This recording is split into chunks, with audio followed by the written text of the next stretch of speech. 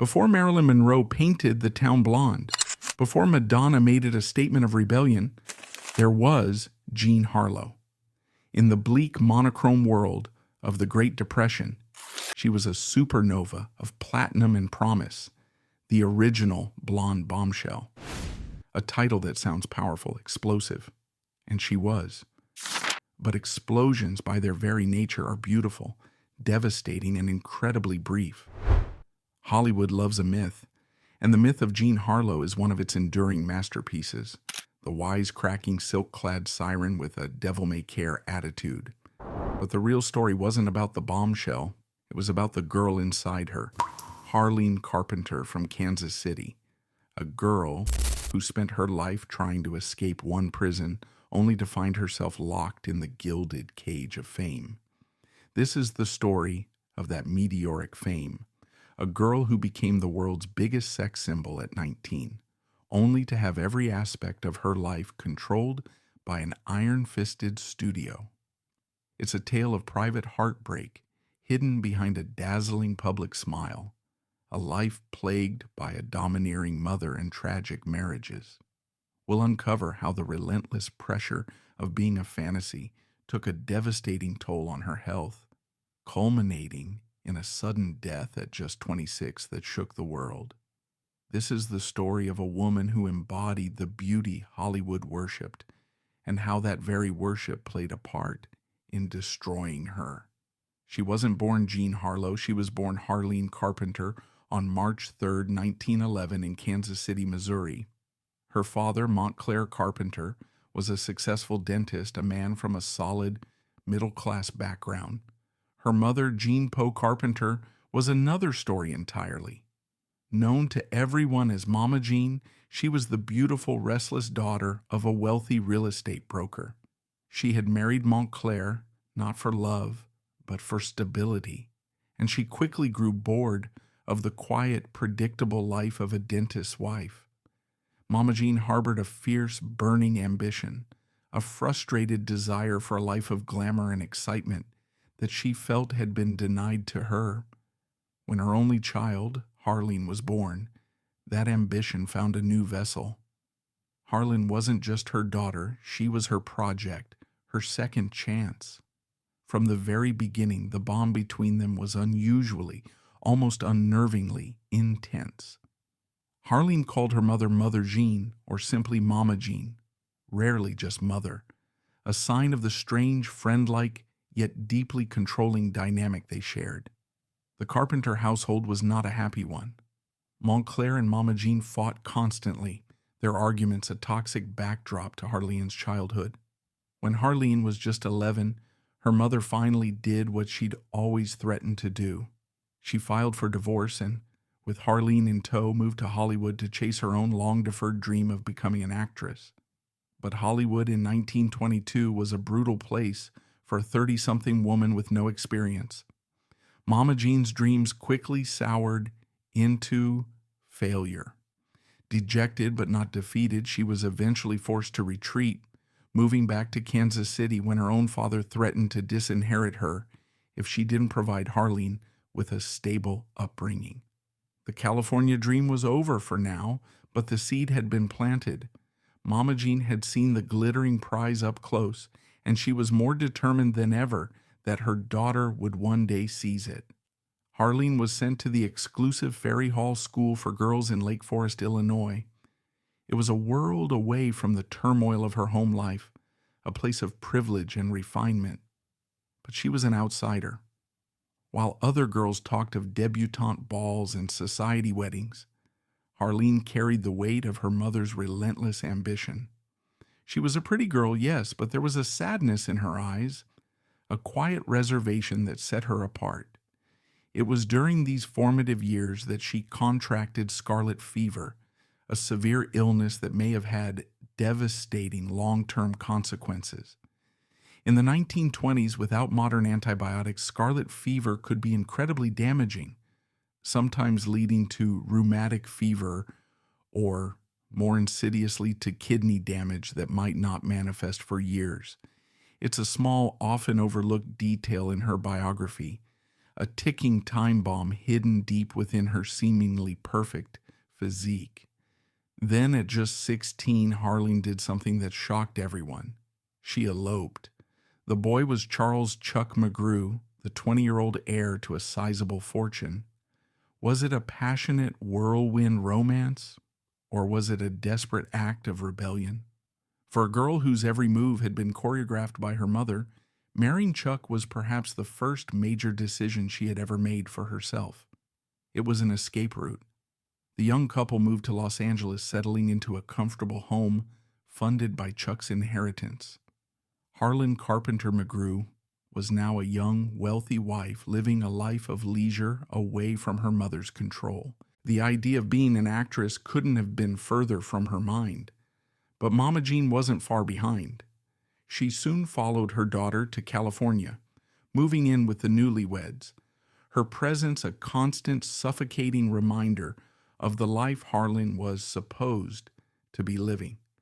It wasn't born of ambition or desperation, but of a simple favor for a friend. One afternoon in 1928, Harlan's friend, aspiring actress Rosalie Roy, needed a ride to Fox Studios for an appointment. Harleen, with nothing better to do, agreed to drive her. Imagine the scene. A teenage Harleen, dressed casually, probably a little bored, waiting for her friend in a gleaming roadster parked outside the studio gates. She was a natural beauty, with ash blonde hair, striking features, and an effortless poise. As she sat there, she caught the eye of studio executives passing by. They weren't just looking at a pretty girl. They were looking at a type. They saw something fresh, something modern. They approached her car, asking if she was in pictures. Harleen, amused and utterly uninterested, laughed it off. "No, and I don't want to be," she reportedly told them. But the executives were persistent. They gave her letters of introduction, urging her to come back. When she got home and told her mother what had happened, Mama Jean's eyes lit up. This was it. This was the sign she had been waiting for. Harlan, however, still had no interest. She was happy being Mrs. Chuck McGrew. She didn't want the life of an actress. What followed was a campaign of relentless pressure from Mama Jean. She cajoled, she pleaded, she guilt-tripped. According to one story, Rosalie Roy even made a bet with Harleen that she wouldn't have the nerve to go back and audition. Spurred on by the dare and worn down by her mother's persistence, Harleen finally relented. She went to Central Casting, not as the ambitious Harleen Carpenter, but under her mother's maiden name, Jean Harlow. She probably thought it would be a one-off, a way to get everyone off her back. She couldn't have been more wrong. Her initial forays into the film world were unremarkable.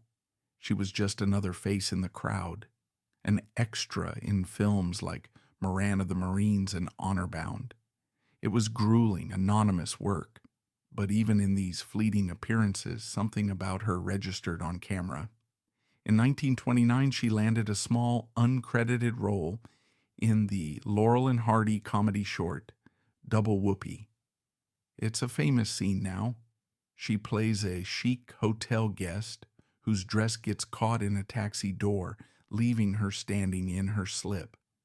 It's a moment of pure slapstick, but watch it closely. Even then, at just 18, she has it. That blend of high-toned glamour and earthy comedy, an ability to be both ridiculously elegant and completely unfazed by her own predicament. It was a glimpse of the star she was about to become. Her burgeoning career, however, put a fatal strain on her marriage. Chuck McGrew had married a socialite, not a movie extra. He hated the studio system and the leering attention his wife was starting to receive. They divorced in 1929.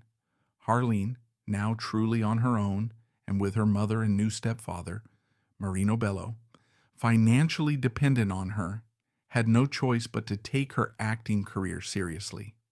The escape route had closed. The gilded cage was now her only home.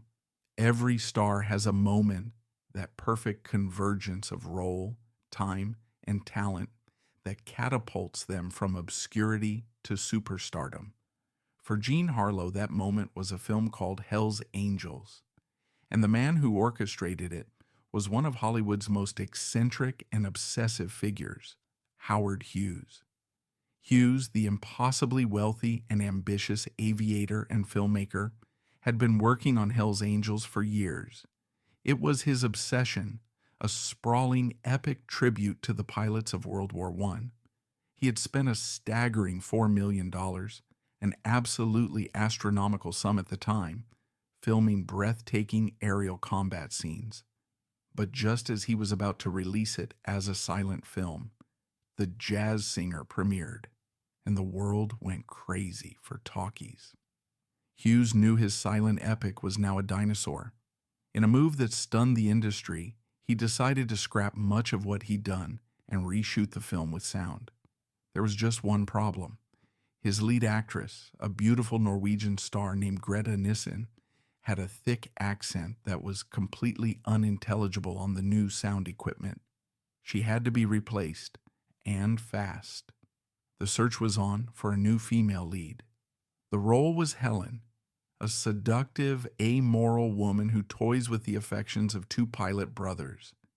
Hughes needed someone who looked angelic but sounded like she knew her way around a speakeasy.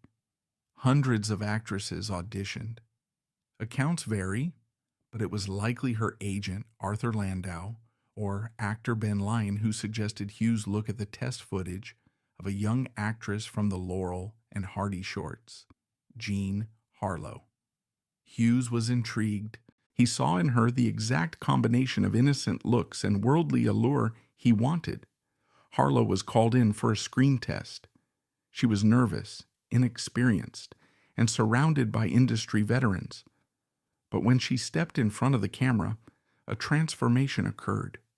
The shyness fell away, replaced by a playful, confident energy. She got the part.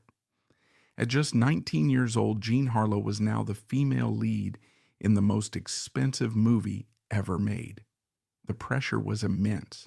She was working with a notoriously demanding director in Howard Hughes, and many of the veteran crew members and actors looked down on this extra who had seemingly come from nowhere. But she learned fast. She absorbed everything, honing her craft on the fly.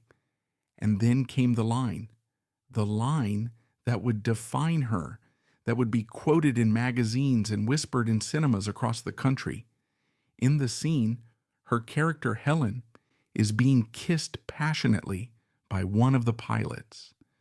She pulls away, looks him dead in the eye, and purrs, "Would you be shocked if I put on something more comfortable?" In 1930, that line was dynamite. It was brazen, suggestive, and utterly thrilling.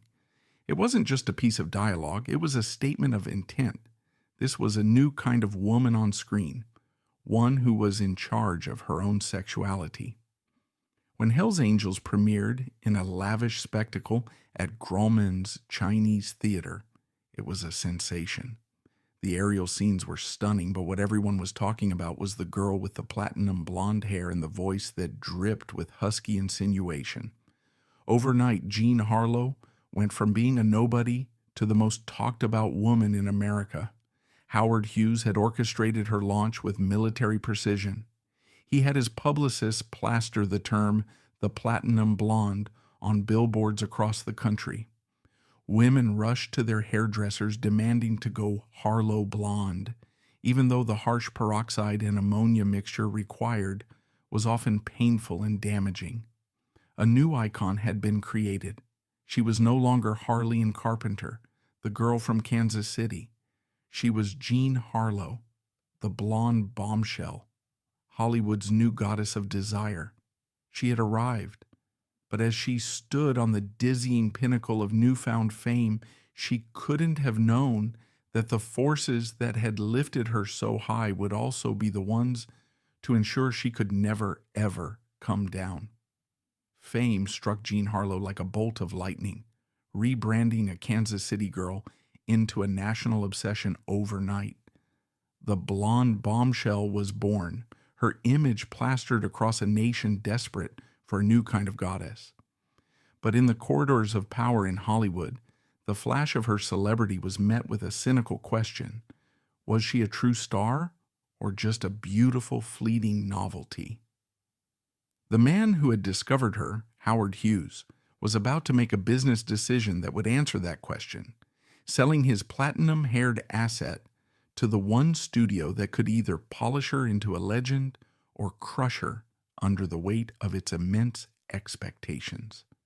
Her arrival at MGM would be the beginning of her true trial by fire, a journey into the heart of the Hollywood machine that would bring her both unimaginable fame and unspeakable tragedy. The premiere of Hell's Angels wasn't just the launch of a film, it was the launch of a phenomenon. In the blink of an eye, Jean Harlow was everywhere. Her face stared out from magazine covers. Her name was whispered in speakeasies, and her impossibly white blonde hair became the most desired and imitated style in the Western world. Howard Hughes's publicity machine had worked a miracle. They hadn't just made a star, they had minted a new cultural currency. But in the hallowed halls of Hollywood's critical elite, the reaction was cooler. They saw the hype, they saw the body, but they didn't see an actress. To them, she was a novelty, a beautiful freak of marketing, all sizzle and no steak.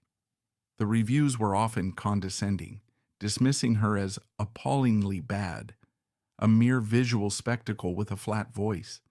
They didn't see the raw, untapped talent shimmering beneath the surface. They only saw the platinum artifice. And for a time it seemed that might be her fate, to be a dazzling flash in the pan, forever typecast as the brainless, beautiful Bombshell.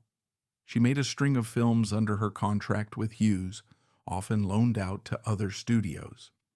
In The Public Enemy, released in 1931, she was cast opposite the ferocious, bullet-sized talent of James Cagney. It was a role that could have easily swallowed a lesser performer.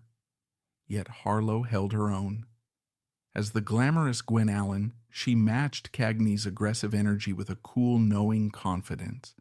There's a particular scene where Cagney's character, Tom Powers, tells her he's tired of her.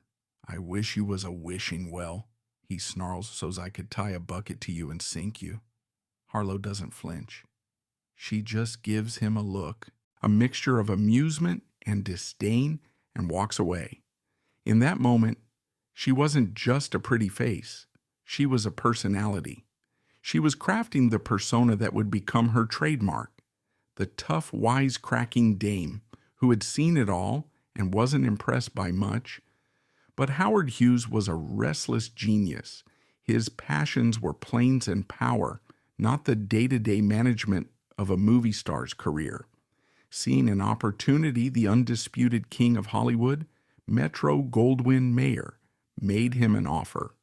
Sensing an opportunity, the undisputed king of Hollywood, Metro-Goldwyn-Mayer, made him an offer.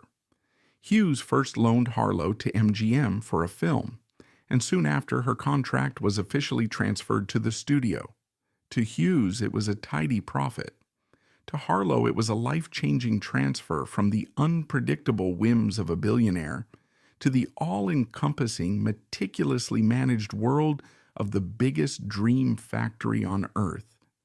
She was about to enter the lion's den. To be signed by MGM in the early 1930s was to have made it. Period. It was the Tiffany's of studios, a sprawling empire in Culver City run by the shrewd, sentimental tyrant Louis B. Mayer.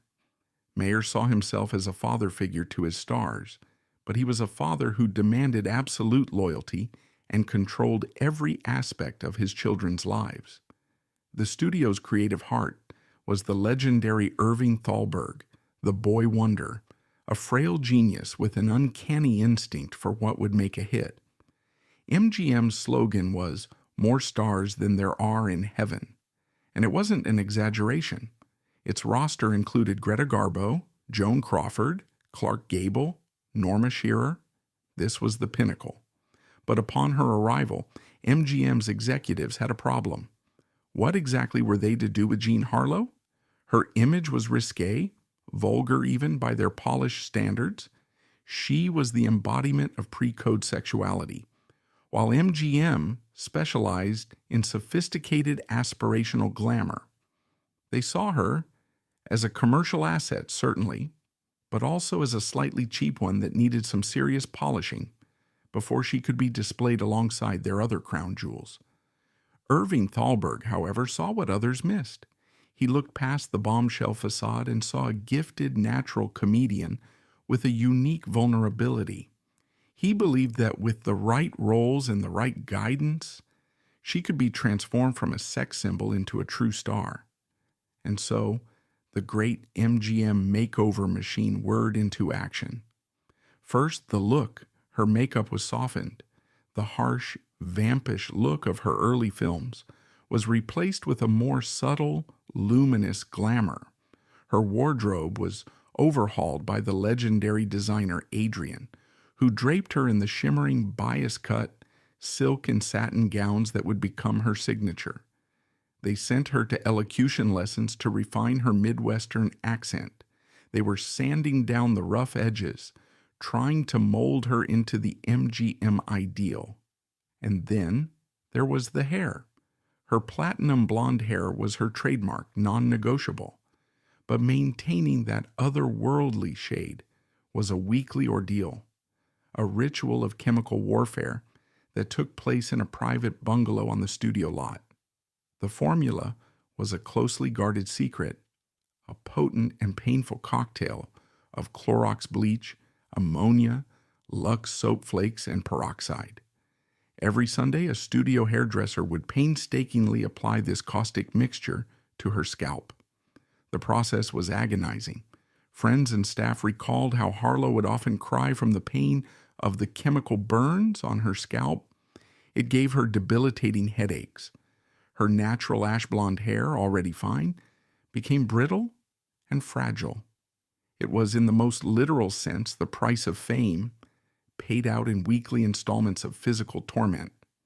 Her crowning glory was also her crown of thorns, a constant burning reminder that her very identity was a painful, artificial construction owned by the studio. Amidst this whirlwind of professional transformation, Harlow's personal life remained a tangled mess. She was still financially supporting her mother and her slick, opportunistic stepfather, Marino Bello, who burned through her money with alarming speed. She dated, but the relationships were often fleeting and superficial. She yearned for something real, for a stability that had always eluded her, and she thought she found it in a man who was, in every way, her opposite, Paul Byrne. Byrne was one of MGM's most respected producers and directors. He was 42 years old, 21 years her senior. He wasn't handsome in the conventional Hollywood sense. He was a small, gentle, intellectual man with a quiet, paternal air. He was a mentor to many young stars at the studio, known for his kindness and his deep knowledge of filmmaking. He saw past Jean Harlow and was fascinated by Harleen. He treated her not as a sex object, but as a bright, sensitive woman. He recommended books for her to read, discussed art and philosophy with her, and encouraged the intellectual curiosity that had long been suppressed. For Harlow, who had grown up without a stable father figure and whose romantic life had been a series of disappointments, Byrne was a revelation. He seemed to offer everything she craved: security, respect, and unconditional love. Friends were skeptical. They saw a troubled, melancholic side to Byrne, but Harlow was smitten. Mama Jean, for her part, wholeheartedly approved. A marriage to a powerful MGM executive would only solidify her daughter's position at the studio. On July 2, 1932, Jean Harlow and Paul Byrne were married. The press portrayed it as a fairy tale romance, the blonde bombshell tamed by the gentle intellectual. For a fleeting moment, it seemed Harlow might finally have found her happy ending. That dream shattered just 2 months later on Labor Day, September 5th, 1932. The story, as it was carefully curated for the public, began when Byrne's butler and cook arrived at the couple's Benedict Canyon home and found a note from Byrne telling them not to wake him. Worried when he didn't emerge by the afternoon, they called the studio. An MGM executive arrived, entered the bedroom, and found Paul Byrne lying on the floor, naked, his body slicked with Harlow's perfume, a single gunshot wound to his head. A .38 caliber revolver lay at his side. On a nearby table was one of the most bizarre and infamous suicide notes in Hollywood history. It was addressed to Harlow. "Dearest dear, unfortunately, this is the only way to make good the frightful wrong I have done you, and to wipe out my abject humiliation. I love you, Paul. You understand that last night was only a comedy." Before the police were even called, the MGM Damage Control Unit, led by Louis B. Mayer himself and his head of publicity, Howard Strickling, descended on the house. Their prime directive was simple: protect their most valuable asset, Jean Harlow, from the ensuing scandal. What happened in those first few hours has been the subject of speculation and conspiracy theories ever since. Did they tamper with the scene? Did they remove evidence? We will likely never know for sure, but their presence turned a private tragedy into a studio-managed crisis. The press went into a frenzy. The note's cryptic reference to a frightful wrong and abject humiliation led to immediate and lurid speculation that Byrne had been impotent, unable to consummate his marriage to the world's greatest sex symbol. The studio, seeing this as the least damaging narrative, did little to discourage it. They painted Harlow as the innocent, grieving child bride, a victim of her husband's secret torment. But the story was far darker and more complex than that. As the investigation deepened, a ghost from Byrne's past emerged.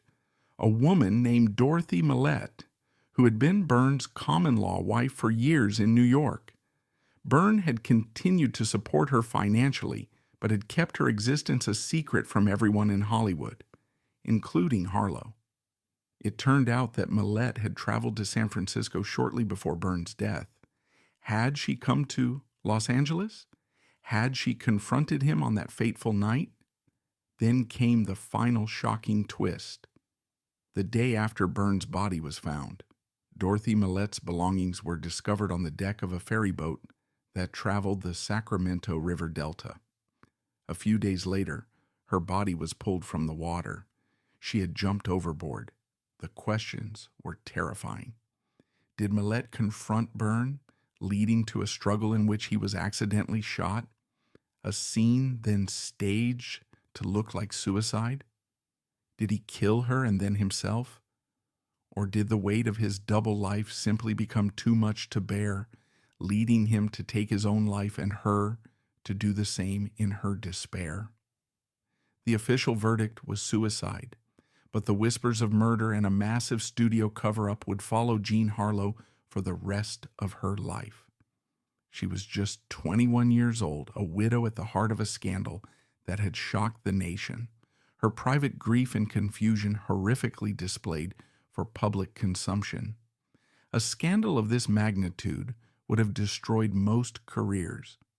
The public can be fickle, and the stench of death and controversy was thick around Harlow. Many at MGM believed she was finished, but Irving Thalberg made a bold, almost ruthless decision. Instead of allowing her to retreat and hide from the press, he ordered her back to work. Just 2 weeks after her husband's suicide, a fragile and grief-stricken Jean Harlow walked onto the set to begin filming Red Dust with the undisputed King of Hollywood, Clark Gable. The set was tense. The crew walked on eggshells around her, but Gable, her friend, became her fierce protector.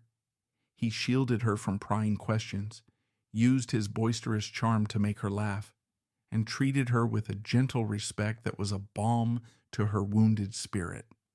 This kindness forged a bond and an on-screen chemistry that would become legendary. In Red Dust, Harlow played Vantine, a wisecracking prostitute on the run, stranded on a rubber plantation in Indochina.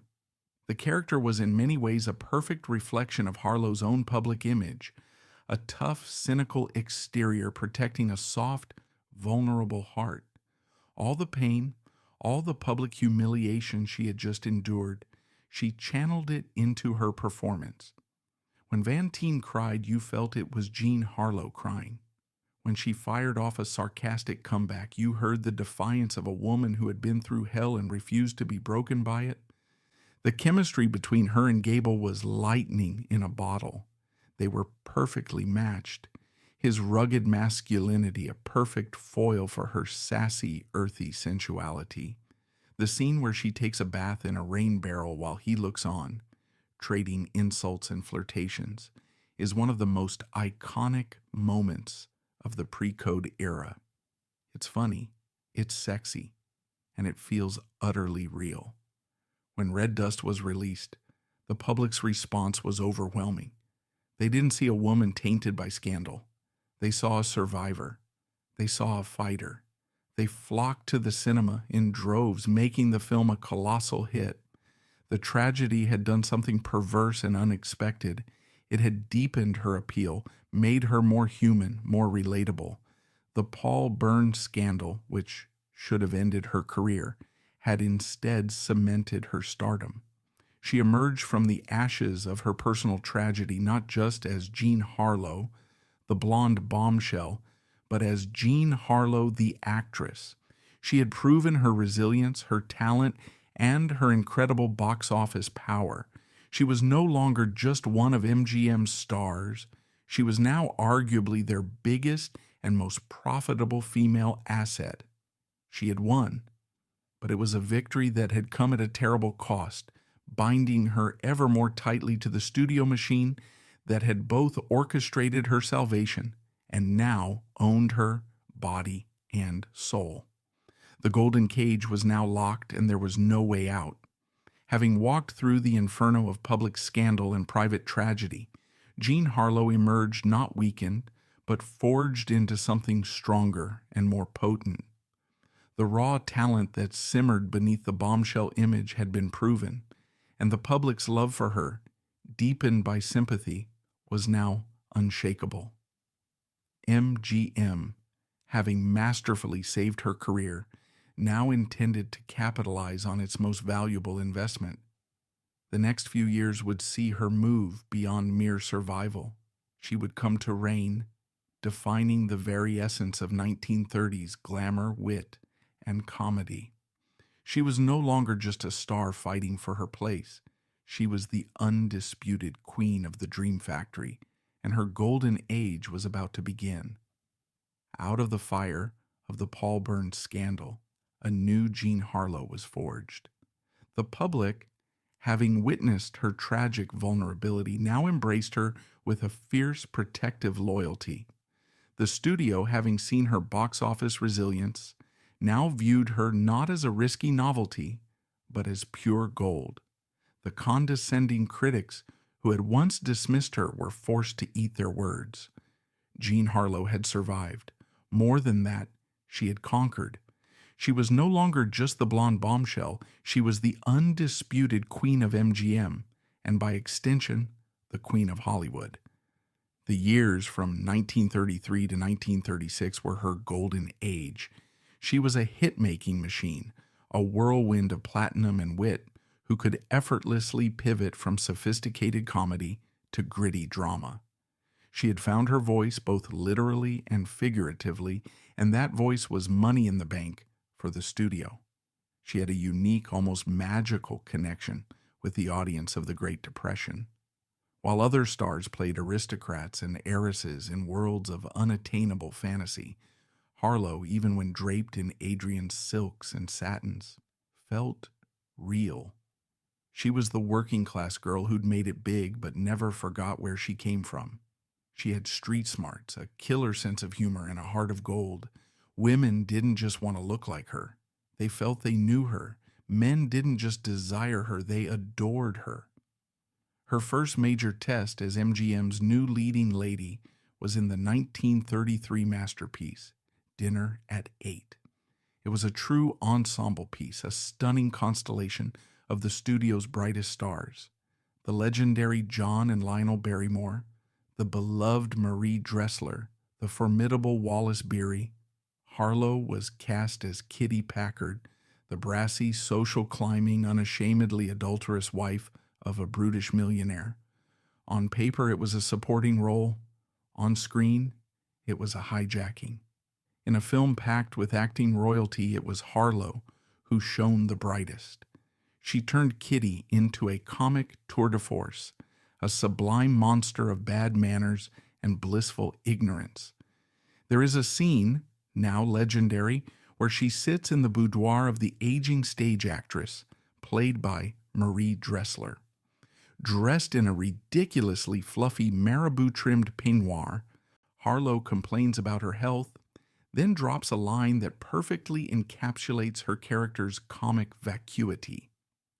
"You know," she says with wide-eyed seriousness, "the doctor told me I had a slight case of pernicious anemia."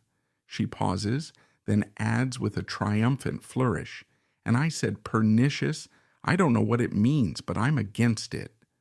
Then comes the immortal exchange. Annoyed by Dressler's character, Kitty declares, "I was reading a book the other day." She looks proud, as if this is a monumental achievement. It's all about civilization or something, a nutty kind of a book. "Do you know that the guy said that machinery is going to take the place of every profession?" Dressler, without missing a beat, gives her a withering once-over and retorts, "Oh, my dear, that's something you need never worry about." The insult flies right over Kitty's perfectly coiffed head.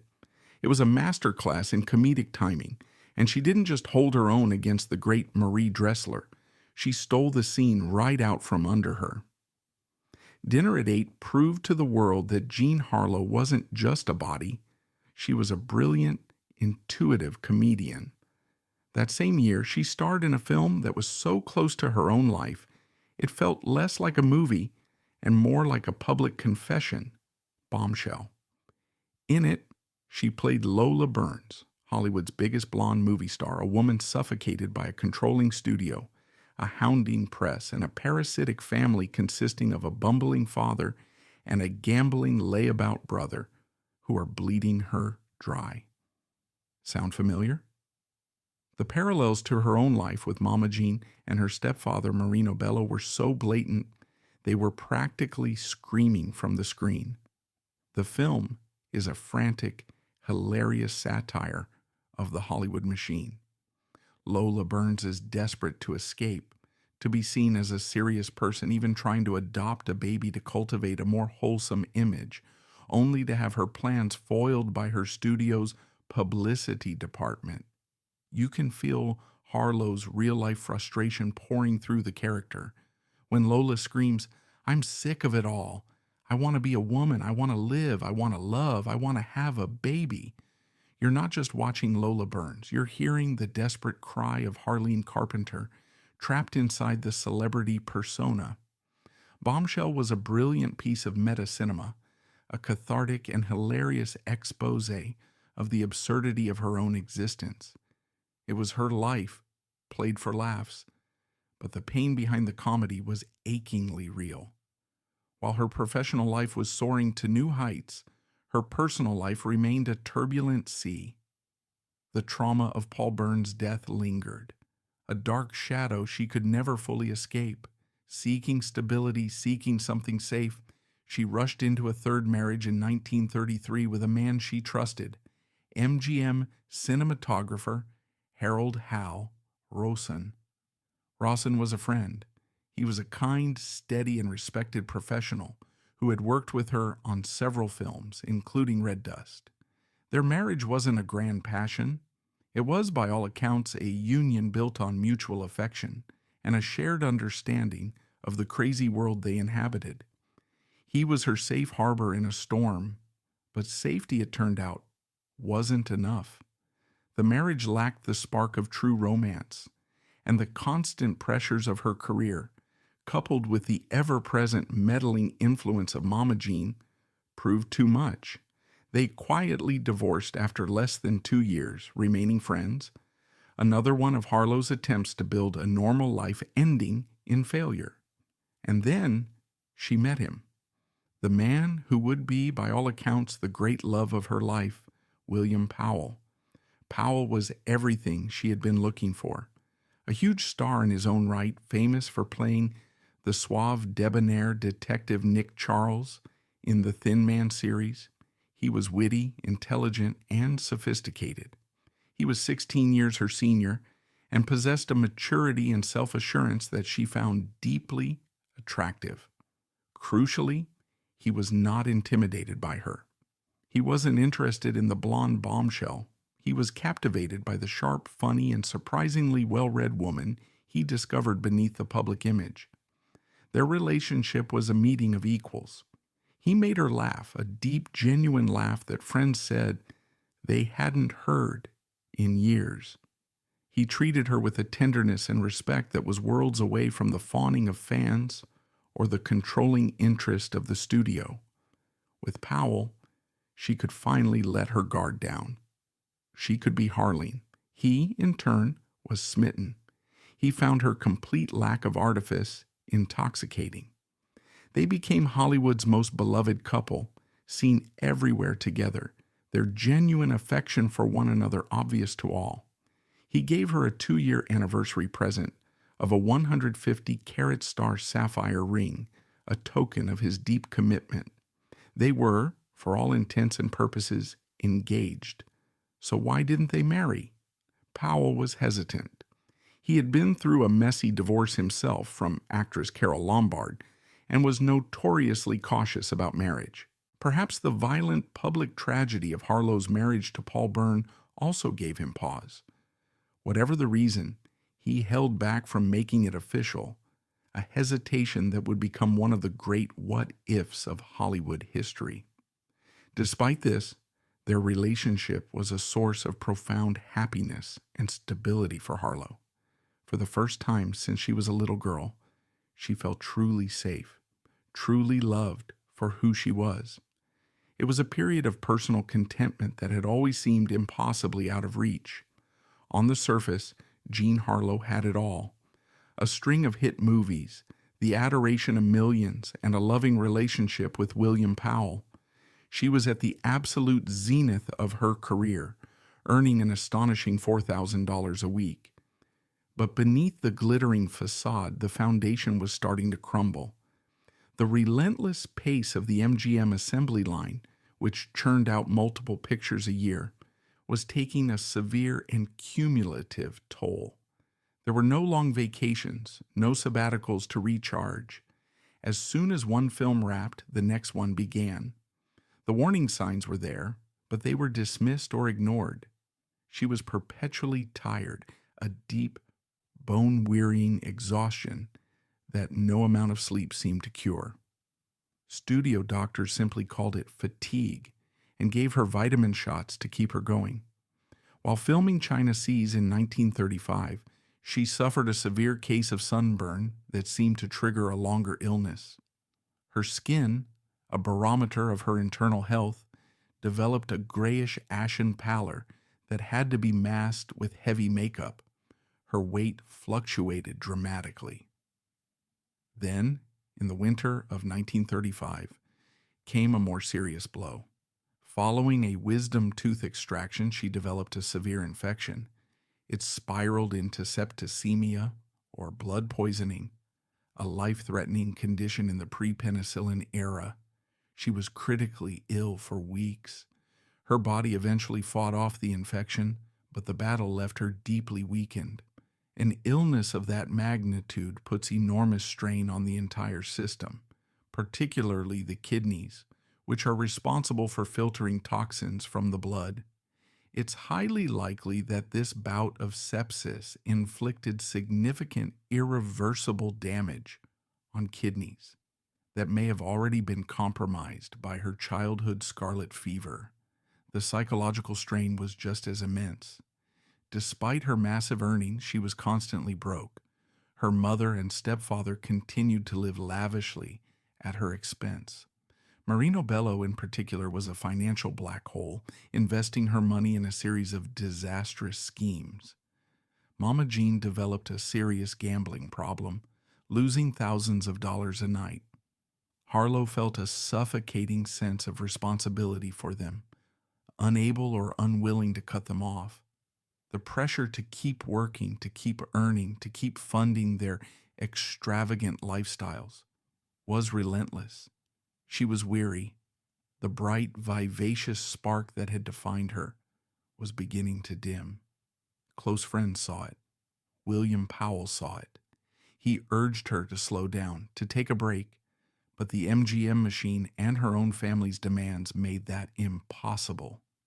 In 1936, she starred in the smash hit screwball comedy Libeled Lady alongside Powell, Spencer Tracy, and Myrna Loy. It was another triumph, a sparkling display of her comedic genius. To the world watching her on screen, she was more radiant, more alive than ever. No one could see the exhaustion in her eyes. No one could see the pain she hid behind her dazzling smile. She was the Queen of Hollywood, standing on the highest peak, but she was standing on crumbling ground, and a catastrophic fall was coming. To the outside world, Jean Harlow had finally achieved everything she had ever craved: professional triumph, critical respect, and a deep, abiding love that promised a stable future. On the glittering surface, her life was a picture of perfection, a Hollywood fairy tale come true. But fairy tales are for the screen. In reality, the relentless pace, the private sorrows, and the invisible scars from past illnesses had taken a devastating hidden toll. The dazzling smile the world adored was now a mask for a profound weariness, and the body that had made her a goddess was quietly waging a war it could no longer win. As she stepped onto the set of her next film, no one knew they were witnessing the beginning of the final tragic fade of Hollywood's brightest star.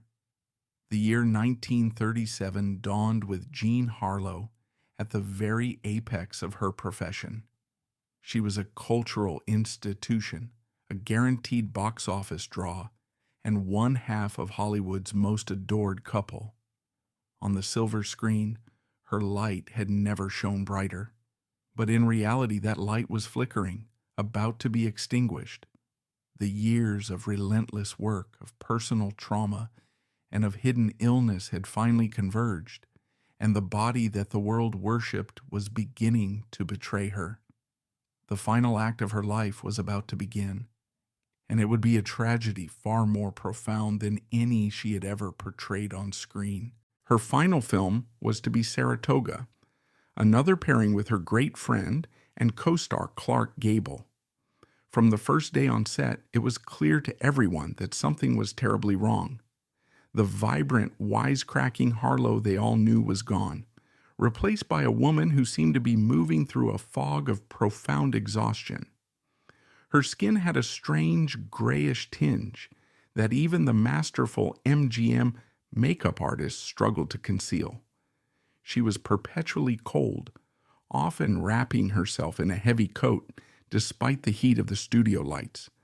The symptoms grew more severe. She suffered from nausea, shortness of breath, and severe abdominal pain.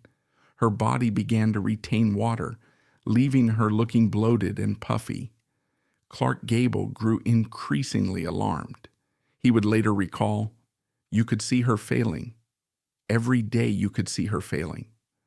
Lionel Barrymore, another co-star, recounted how she would lean against a support beam between takes, her face etched with a pain and weariness that was heartbreaking to witness. The studio physician, Dr. Ernest Fishbaugh, was called in. He diagnosed her with a severe case of influenza.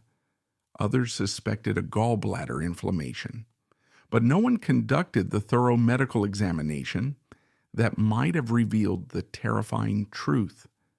Harlow, ever the professional, pushed on, determined not to hold up production. Compounding this medical mystery was the pervasive influence of her mother. Mama Jean had become a devout and dogmatic Christian Scientist. The faith, which often eschews conventional medical treatment in favor of prayer and spiritual healing, became her primary response to her daughter's deteriorating condition. While Harlow herself was not a strict follower, she was exhausted, ill, and still deeply under her mother's psychological control. Instead of a team of specialists, a Christian Science practitioner was called to the house. Days, precious days, were being lost. On Saturday, May 29, 1937, the breaking point finally came. While filming a scene with Clark Gable on a soundstage, Harlow suddenly clutched her stomach, gasping in pain. She leaned heavily against him, her breath coming in ragged pants. "I feel terrible," she whispered. "Take me to my dressing room." Gable practically carried her off the set. It was the last time she would ever be in a film studio. At her home, her condition rapidly worsened.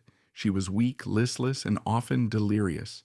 Mama Jean continued to insist it was a matter for faith, not medicine, keeping worried friends and colleagues at bay. But William Powell was frantic. He knew this was more than the flu. He had seen her decline for months and was now terrified.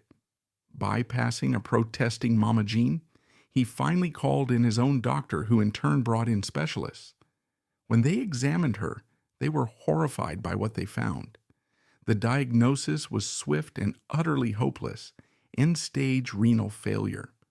Her kidneys had almost completely shut down. The scarlet fever of her childhood, the septicemia of 1935, the years of physical and emotional stress, it had all culminated in this final catastrophic collapse. Her body was drowning in its own toxins, a condition known as uremic poisoning. One of the grim telltale symptoms of uremia is that the patient's breath takes on a sweet ammonia-like odor as their system fails to expel waste. When the doctors detected this, they knew there was no hope. In 1937, this diagnosis was an unequivocal death sentence. There was no dialysis. There were no kidney transplants. There was nothing to be done but try to make her comfortable. She was rushed to Good Samaritan Hospital, but it was too late. She slipped into a coma. William Powell kept a constant, desperate vigil by her bedside, rarely leaving the room. On the morning of June 7, 1937, at 11:37 a.m., Harlan Carpenter McGrew Byrne Rawson, known to a heartbroken world as Jean Harlow, died. She was 26 years old. The news hit Hollywood like an earthquake. It was simply incomprehensible. Stars die in movies, not in real life, not like this, not someone so young, so full of life and laughter. A collective wail of grief echoed from the studio backlots to the small towns across America, where she had been a beloved guest in their local cinemas. William Powell was utterly destroyed. He was said to have wept uncontrollably in the hospital corridor, a man broken by a grief so profound it would haunt him for the rest of his life. Clark Gable, and upon hearing the news, reportedly walked off the set of Saratoga and wept in private, later saying she was a grand girl. The great MGM publicity machine, which had so meticulously crafted her life, now had to manage her death.